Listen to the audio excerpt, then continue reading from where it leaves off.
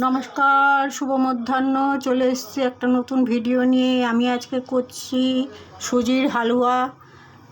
দেখুন কিভাবে করছি। প্রথমে কড়াতে ঘি দিয়ে দিলাম, যে গ্রেট করে রাখা বিট, আর এটা হচ্ছে সুজিটাকে ভেজে রেখেছি।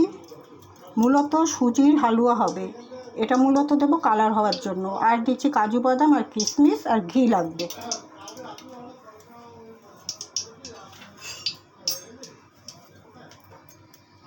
প্রথমে বিটটাকে আমি একটু ভালো করে ভেজে নিচ্ছি,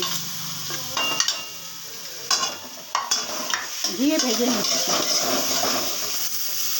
আমি এই উপকরণটা বলতে ভুলে গিয়েছিলাম, সেটা হচ্ছে 1 প্যাকেট দুধ। এটাকে আমি এবার দিয়ে দিচ্ছি।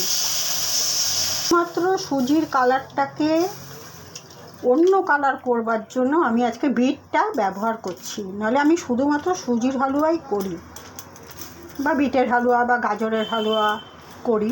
আজকে সুজির হালুয়া করছি, শুধুমাত্র বিটের এই যে সুন্দর কালারটা, এই কালারটার জন্য আমি সুজির হালুয়া করছি। এবার আমি সুজিগুলো এর মধ্যে দিয়ে দিচ্ছি।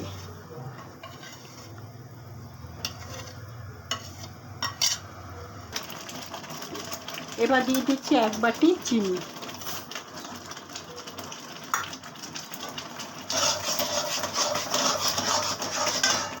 এবার দিয়ে দিচ্ছি ঘি।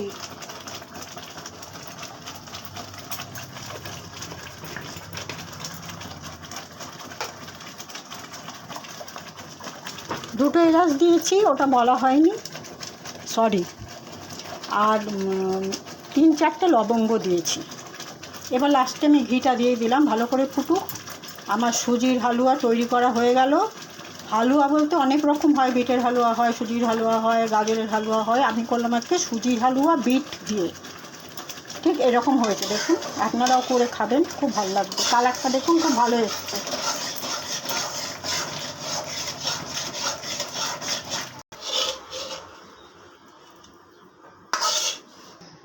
সুজির হালুয়া করা আমার কমপ্লিট হয়ে গেছে। এরকম একটা থালার মধ্যে তেল নয়, ঘি ব্রাশ করে নিলাম। তারপরে পুরো সুজিটাকে এরকমভাবে দিয়ে দিলাম, ঢেলে পরে পিস পিস করে কেটে নেব। তাহলে আমি আমার ভিডিওটা যেখানে শেষ করছি। নমস্কার, সবাই ভালো থাকবেন।